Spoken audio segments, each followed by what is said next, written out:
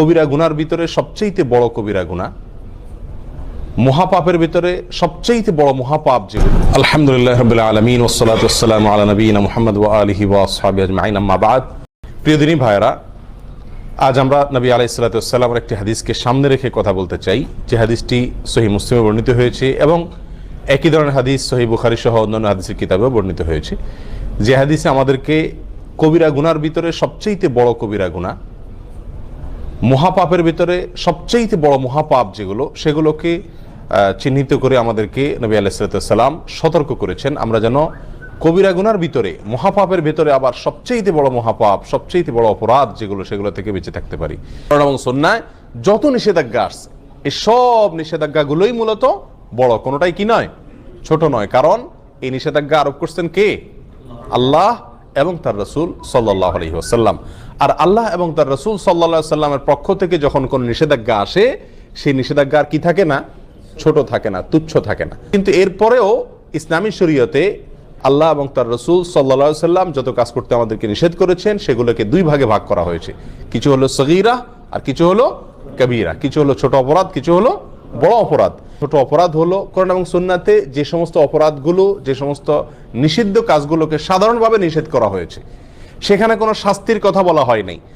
আর যেই নিষেধাজ্ঞার পাশাপাশি কোরআন এবং সুন্নাহ আমাদেরকে শাস্তির কথা বলেছে, অর্থাৎ এই নিষেধাজ্ঞা অমান্য করলে দুনিয়াতে শাস্তি হবে অথবা আখিরাতে শাস্তি হবে। দুনিয়াতে তার জন্য কোনো সাজা নির্ধারণ করে রাখা হয়েছে, অথবা আখিরাতের কোনো শাস্তির কথা বলা হয়েছে, অথবা সেখানে কোনো লানত, কোনো প্রকার অভিশাপ, কোনো প্রকার শক্ত কঠোরতা আরোপ করা হয়েছে। এরকম যদি কোনো নিষেধাজ্ঞা হয়, সেটা হবে কি? কাবীরা বা বড় অপরাধ। ছোট গুনাহগুলোও আবার যদি কেউ বারবার করে, তাহলে সেটা কি হয়ে যায়? বড় অপরাধে পরিণত হয়ে যায়। কারণ সেটা এক পর্যায়ে আল্লাহ সুবহানাহু ওয়া তাআলার প্রতি, তার রাসূলের প্রতি বেপরোয়া ভাবকে কি করে? প্রকাশ করে। এই জন্য প্রিয় বন্ধুগণ, সব ধরনের অপরাধ থেকে বাঁচার জন্য কি করতে হবে? চেষ্টা থাকতে হবে। এই বড় অপরাধ যেগুলো, সেগুলোর ভিতরে আবার সবচেয়ে বড় অপরাধ আছে কয়েকটি। আব্দুর রহমান ইবনে আবি বকরাতা রাদিয়াল্লাহু তাআলা আনহু তার বাবা থেকে বর্ণনা করেছেন, তিনি রাসূল আকরাম সাল্লাল্লাহু আলাইহি ওয়াসাল্লাম থেকে হাদিস বর্ণনা করেছেন যে তিনি বলেছেন, আলা উনাব্বিউকুম বিআকবারিল কাবাইরি, তোমাদেরকে আমি সবচেয়ে বড় অপরাধ যেগুলো, মহাপাপ কবিরা গুনার ভেতরে আবার সবচেয়ে বড় কবিরা গুনাহ যেগুলো, সবচেয়ে বড় অপরাধ, সবচেয়ে জঘন্য অপরাধগুলো যেগুলো, সেগুলোর উপরে কি আমি তোমাদেরকে বলে দিব না? সেগুলো হলো তিনটি। আল ইশরাকু বিল্লাহ, এক নম্বর হলো আল্লাহর সঙ্গে শিরক করা। আল্লাহর সঙ্গে কি করা? শিরক করা। এর চাইতে বড় অপরাধ আল্লাহর জমিনে আল্লাহ সুবহানাহু ওয়া তাআলা আর সৃষ্টি করেননি। আর কোনো অপরাধ নাই যে অপরাধ শিরকের চাইতে বড়। প্রিয় বন্ধু, আমরা অজান্তে, অগোচরে, না বুঝে আমরা অবলীলায় কিন্তু অনেক ধরনের শিরক আমরা করে যাচ্ছি। দুই প্রকারের শিরক আছে, একটা হলো বড় শিরক আর একটা হলো ছোট শিরক। বড় শিরক কোনগুলো? বড় শিরক হলো এমন শিরক যে শিরকের ফলে মানুষ ইসলাম থেকে কি হয়ে যায়? বের হয়ে যায়। ইবাদত আল্লাহর জন্য করলো, অন্য কারোর জন্য করলো। সিজদা আল্লাহকে করলো, কোনো কবরে মাজারে গিয়েও করলো। দোয়া, এটা ইবাদত, এটা আল্লাহর কাছে করলো, আবার কোনো মাজারওয়ালার কাছে গিয়ে সেখানেও চাইলো, সেখানেও দোয়া করলো, সেখান থেকে সন্তান চাইলো, ব্যবসা উন্নতি চাইলো, রাজনীতির উন্নতি চাইলো। এই সবগুলা বড় শিরক। এর ফলে মানুষ কি থেকে খারিজ হয়? ইসলাম থেকে খারিজ হয়ে যায়, বেঈমান হয়ে যায়। এটা হলো বড় শিরক। এই বড় শিরক আল্লাহ তাআলা মাফ করেন না। আল্লাহ বলেছেন, ইন্নাল্লাহা লা ইয়াগফিরু আন ইউশরাকা বিহি ওয়া ইয়াগফিরু মা দুনা যালিকা লিমান ইয়াশা। আল্লাহ সুবহানাহু ওয়া তাআলা তওবা ছাড়া যে কোনো গুনাহ মাফ করে দিতে পারেন। বান্দা তওবা না করলেও আল্লাহ তাআলা চাইলে মাফ করে দিতে পারেন। সাধারণত মাফ করেন না, চাইলে মাফ করতে পারেন, সেটা আল্লাহ তাআলার ব্যাপার। কিন্তু আল্লাহ তাআলা নিজের জন্য নিজে এটা অবধারিত করে রেখেছেন যে তিনি তার সঙ্গে শিরক করলে, আল্লাহর সঙ্গে কেউ পার্টনার সাব্যস্ত করলে, সেটাকে আল্লাহ তাআলা কি করবেন না? ক্ষমা করবেন। এটা ক্ষমার অযোগ্য অপরাধ। হ্যাঁ, যদি কেউ তওবা করে দুনিয়া থেকে মারা যায়, কোনো মাজারে, কোনো কবরে সিজদা করেছে, সেখানে গিয়ে সন্তান চাইছে, কোনো বড় ধরনের শিরক করেছে, অথবা অন্য যতভাবে বড় শিরক হতে পারে সেগুলো করেছে, পরে আল্লাহর কাছে আবার ক্ষমা চাইছে, সেটা ভিন্ন কথা। তওবা করতে ফিরে আসে, সেটা আল্লাহ তাআলা অবশ্যই কি করবেন? মাফ করবেন। তাহলে শিরকের ভিতরে বড় শিরক যেটা, সেটা সবচেয়ে জঘন্য, আর ছোট শিরক যেটা, সেটাও কম জঘন্য নয়। ছোট শিরক হলো কথাবার্তার ভিতরে বলার ভুল। আমরা আল্লাহর সঙ্গে, আল্লাহর শক্তিমত্তার সঙ্গে, আল্লাহর যে সমস্ত গুণাবলী আছে সেগুলোর সঙ্গে অন্য কাউকে কি করলাম? পরোক্ষভাবে শরীক করে ফেললাম। উপরে আল্লাহ, নিচে তুমি, আগে আল্লাহ, পাশে তুমি, এই জাতীয় অনেক উল্টাপাল্টা কথা আমরা বলি, অনেক সময় কোনো আমল করি, দিনই কোনো কাজ করি, কিন্তু সেখানে দুনিয়ার কোনো ধান্দাও থাকে আল্লাহকে খুশি করার পাশাপাশি। এই সবগুলোই ছোট শিরকের অন্তর্ভুক্ত। আল্লাহ তাআলা আমাদেরকে বড় শিরক, ছোট শিরক সবগুলা থেকে বেঁচে থাকার তৌফিক দান করুন। শিরক থেকে বেঁচে থাকার জন্য সবচেয়ে বড় এবং প্রধান উপায় হলো শিরক সম্পর্কে জ্ঞান অর্জন করা। তাওহীদ এবং শিরকের জ্ঞান যদি আমার মধ্যে থাকে, তাহলে ইনশাআল্লাহ আমি শিরক থেকে কি করতে পারবো? বেঁচে থাকতে পারবো। আমরা অজান্তে না জেনে শিরক করে ফেলছি, যার কারণে আমার ঈমান থেকে আমি কি হয়ে যাচ্ছি? খারজ হয়ে যাচ্ছি। তাহলে সবচেয়ে বড় অপরাধের ভিতরে 1 নম্বর অপরাধ হলো আল ইশরাকু বিল্লাহ, আল্লাহর সঙ্গে কি করা? শরীক বা পার্টনার সাব্যস্ত করে ইবাদত করতে গিয়ে, দোয়া করতে গিয়ে যে কোনো ভাবে আল্লাহ ছাড়া অন্য কারোর নামে আপনি শপথ করলেন, এটাও এক ধরনের কি? শিরক হয়ে যায়। আল্লাহ ছাড়া অন্য কারোর নামে আপনি মান্নত করলেন, আল্লাহর নামে মান্নত করতে হয়, মান্নত করলেন কোনো মাজার নামে, কোনো পীরের নামে, তাহলে এটা কি হয়ে যায়? শিরক হয়ে যায়, যেগুলো আমরা অহরহ করছি, আমাদের সমাজে অনেকেই করে চলেছেন। আল্লাহ আমাদেরকে হেফাজত থাকার তৌফিক দান করুন। দ্বিতীয় যেই অপরাধটি মহা অপরাধ, মহাপাপ, কবিরা গুনার ভিতরে আবার সবচেয়ে বড় কবিরা গুনাহ, সেটা হলো উকুকুল ওয়ালিদাইন। জঘন্য একটি বিষয় অহরহ আমরা অবলীলায় সবাই কম বেশ করে চলেছি, সেটা হলো মা বাবার অবাধ্যতা, নাফরমানি। মা বাবার কি করা? নাফরমানি করা।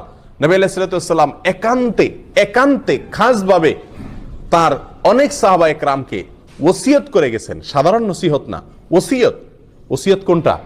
মৃত্যুর আগ মুহূর্তে মানুষ একেবারে মনের গভীর থেকে হৃদয় নিংড়ানো যে তপ্ত আহ্বান রেখে যায়, বাবা এই জিনিসটা করিও না, এটা করিও, এইগুলোকে বলা হয় সাধারণত কি? ওসিয়ত। নবী আলাইহিস সালাতু ওয়াস সালাম তার বিভিন্ন সাহাবায়ে কেরামকে ওসিয়ত করেছেন।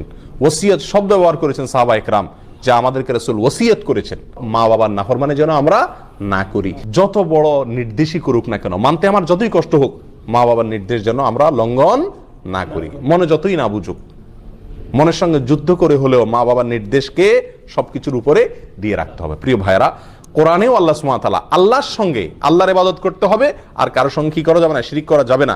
এই নির্দেশের পরেই আল্লাহ বলেছেন ওয়াবিল ওয়ালিদাইনি ইহসানা, মা বাবার প্রতি সদাচরণ করতে হবে। মা বাবা যদি কোনো অন্যায় কাজ করতে বলে, আপনার স্ত্রীর প্রতি জুলুম করতে বলে, অবিচার করতে বলে, অত্যাচার করতে বলে, সেটা করার দরকার নেই, সেটা মানা যাবে না। আল্লাহর নির্দেশের বিরুদ্ধে যদি কিছু করতে বলেন, দায় রাখতে নিষেধ করেন, নামাজ পড়তে নিষেধ করেন, তাহলে সেগুলো মানা যাবে না। বাকি এছাড়া যত সাধারণ নির্দেশ আছে মা বাবার, সেগুলোকে সবকিছুর উপরে অগ্রাধিকার দিয়ে মানতে হবে। এবং এটা মানা, বিশেষ করে আমাদের দেশের মতো যে সমস্ত দেশে যৌথ ফ্যামিলি ব্যবস্থাপনা আছে, সেই সমস্ত সমাজে মা বাবার হুকুম মানতে গিয়ে অনেক ধরনের সমস্যা দেখা দেয়। তারা যদি অযৌক্তিক কোনো নির্দেশ করেন যেটা আপনার সাধ্যের বাহিরে, তো সেটা আপনার জন্য মানা জরুরি না, কিন্তু তাদের সাথে ব্যবহার খারাপ করা যাবে না। নিজের স্ত্রীকে বলে রাখতে হবে, বা যাদের কারণে মা বাবার হুকুম মানতে কষ্ট হয় তাদেরকে বলতে হবে, দেখো এই জায়গায় আমি দুর্বল, আমার কিচ্ছু করার নাই, এখানে তোমাকে সবর করতে হবে। এককালে তুমিও বুড়া হবা, তোমার সন্তানদের কাছেও তোমার নির্দেশ অযৌক্তিক মনে হবে। সেদিন যদি তাদের স্নেহ, তাদের ভালোবাসা পাইতে চাও, তো আজকে তুমি সবর করো। কথা বুঝে আসছে? আল্লাহ তাআলা আমাদেরকে তৌফিক দান করুন। তাহলে দ্বিতীয় বড় অপরাধ, বড় অপরাধের ভিতরে, মহাপাপের ভিতরে সবচেয়ে বড় মহাপাপ, শিরকের পরে দ্বিতীয়টা হলো মা বাবার কি করা? অবাধ্য হওয়া। আল্লাহ যাদেরকে মা বাপ দিয়েছেন, দুজনের একজন বেঁচে আছেন অথবা দুজন বেঁচে আছেন, আমরা তাদেরকে কি করব? ইনশাআল্লাহ সন্তুষ্ট রাখার চেষ্টা করব। সর্বোচ্চ চেষ্টা থাকবে তারা যেন আমার প্রতি অসন্তুষ্ট না হন। বারবার মাপ চাবো, বারবার মাপ চাবো, অন্যায় করবো আবার পায়ে ধরে মাপ চাবো। মা বাবার কাছে কখনো মানুষ কি হয় না? ছোট হয় না। যত পায়ে ধরি আমার মর্যাদা কমবে না, যত বরং তাদের পা যত ধরবো তত মর্যাদা বাড়বে। তাদের কাছে যত ক্ষমা চাইবো তত আল্লাহ আমার মর্যাদা উপরে উঠাবেন। দুনিয়াতেই বাড়বে, দেখবেন, চোখের সামনে দেখতে পাবেন, আখিরাতে তো বাড়বে ইনশাআল্লাহ। আল্লাহর এই জমিনে এই দুইটা লোক, মা বাবা, এদের সামনে আমি শক্ত হব না, এই জায়গায় আমি মাটি হয়ে যাব। আল্লাহ আমাদেরকে তৌফিক দান করুন। তৃতীয় যে অপরাধটি, সবচেয়ে বড় অপরাধ, কবিরা গুনার ভিতরে সবচেয়ে জঘন্য কবিরা গুনাহ, এটা হলো ওয়াশাহাদাতুজ জুর আও কাউলুজ জুর, মিথ্যা সাক্ষ্য দেওয়া। কি দেওয়া ভাই? মিথ্যা সাক্ষ্য দেওয়া। এই হাদিস বর্ণনাকারী সাহাবী বলছেন যে নবী আলাইহিস সালাম হেলান দিয়ে বসে কথাগুলো আমাদেরকে বলছিলেন। এই তৃতীয় নম্বর পয়েন্টটা বলতে গিয়ে নবী আলাইহিস সালাম হেলান থেকে উঠে বসলেন সোজা হয়ে, আর বারবার বলতেছিলেন ওয়াশাহাদাতুজ জুর, ওয়াশাহাদাতুজ জুর, ওয়াশাহাদাতুজ জুর। এতবার তিনি বলতেছিলেন, আমরা তখন মন থেকে চাইছিলাম যে রাসূল যেন একটু থামে, আর কত বলবে, অর্থাৎ বিষয়টা আমাদের উপরে অনেক কঠিন হয়ে যাচ্ছে। এত বারবার তিনি বলছিলেন। মিথ্যা সাক্ষ্য দেওয়া অপরাধ সমূহের ভিতরে, কবিরা গুনার ভিতরে এটা অনেক বড় মাপের কবিরা গুনাহ। এখন আপনারা কেউ বলবেন যে মিথ্যা সাক্ষ্য দেওয়া এটা তো আমাদের জীবনে খুব, এই পরিস্থিতির সম্মুখীন আমরা খুব কম হই। সাক্ষী দেওয়া এটা তো আদালতে হয় সাধারণত, আদালতে অনেকে আছে আমরা জীবনে একবারও যাই না, বেশিরভাগ লোক যাই নেই। তাহলে মিথ্যা সাক্ষ্য দেওয়ার এই বিষয়টা থেকে তো আলহামদুলিল্লাহ আমরা মুক্ত না ভাই। বহু ক্ষেত্রে আমরা মিথ্যা সাক্ষ্য দিয়ে থাকি নিজের অজান্তে, আমরা জানি না যে এটা মিথ্যা সাক্ষ্য হয়ে যায়। যেমন আপনাকে কেউ জিজ্ঞাসা করলো ভাই লোকটা কেমন, হয়তো সে তাকে চাকরিতে নিবে বা তার সাথে কোনো লেনদেন করবে, আপনার সঙ্গে হয়তো তার দোস্তি আছে, আপনি বলে দিলেন না তার মতো মানুষ হয় না, অথচ লোকটা সুবিধার না। অথবা আপনার সঙ্গে তার শত্রুতা আছে, লোকটা কিন্তু ভালো, আপনি বলে দিলেন না সে কি মানুষ নাকি, মানুষের জাত না। এটা কি দিলেন আপনি? মিথ্যা সাক্ষী দিলেন। কথা বোঝাতে পারছি? আমাদের দেশে, গ্রাম দেশে জিনিসগুলো বেশি হয়, শহরেও কম বেশ হয়। বিয়ে শাদী উপলক্ষে হয়তো কেউ মেয়ে দেখতে আসছে দূর থেকে কোনো গ্রামে, অথবা ছেলে দেখতে আসছে, তো জিজ্ঞাসা করলো আপনাকে যে মেয়েটা কেমন ভাই, ছেলেটা কেমন ভাই। তো আপনার সাথে সম্পর্ক যদি ভালো থাকে, তত ব্যাড রেকর্ডই থাকুক তাদের, আপনি বলে দেন কি আরে ভাই এ তো হাজারে একটা মাশাআল্লাহ। আর যদি আপনার সাথে সম্পর্ক খারাপ থাকে তখন বলে দেন কি, যত ভালোই হোক বলে দি ভাই আপনি যেমনি আসছেন তাড়াতাড়ি সরেন ভাই, আল্লাহ বাঁচাইছে, আমার জিজ্ঞেস করছেন আপনারা, একবার ধরা তো খাইছিলেন, এখন সর্বনাশ, হায় হায়, আর জায়গা পান নাই আপনারা। এই সমস্ত কথা আমরা বলি কি বলি না? এগুলো সব কি মিথ্যা সাক্ষী দেওয়া। লোকটা ভালো বা মন্দ, যেমন আমি যতটুকু জানি ততটুকু বলতে হবে, তার সাথে আমার সম্পর্ক যাই থাক না কেন, না হলে সব কি হয়ে যাবে, মিথ্যা সাক্ষ্য হয়ে যাবে। মিথ্যা সাক্ষ্যের আরো বহু চিত্র আমাদের সমাজে কম বেশ আছে। ছোটখাটো বেজালে, গন্ডগোলে, ফাসাদে, মারামারিতে, ঝগড়াঝাটিতে, বিচার অথবা মানে বিচারের মতো কোনো সালিশি যদি হয় বা এই জাতীয় কোনো মিউচুয়াল হয়, তো সেখানেও দেখা যায় আমি প্রত্যক্ষদর্শী, অনেক সময় আমি সাক্ষী দিতে চাই না, সাক্ষ্য দিতে চাই না। সাক্ষ্য দিতে না চাওয়া এটা একটা অপরাধ, আর মিথ্যা সাক্ষী দেওয়া এটা কি অপরাধের ভিতরে, বড় অপরাধের ভিতরে মহা বড় অপরাধ। আল্লাহ তাআলা আমাদেরকে এই তিনও মহা বড় অপরাধ থেকে বেঁচে থাকার তৌফিক দান করুন। এরকম আরো বেশ কয়েকটা অপরাধকেও মহা বড় অপরাধ হিসাবে অন্যান্য হাদিসে সাব্যস্ত করা হয়েছে, শামিল করা হয়েছে। তার ভিতরে একটা হলো জেনা করা, মানুষ হত্যা করা। আজকাল যে আমরা ভ্রূণ হত্যা করি, এটাকেও কোনো কোনো জায়গায় এরকম মস্ত বড় অপরাধ বা মহা বড় অপরাধ হিসাবে সাব্যস্ত করা হয়েছে।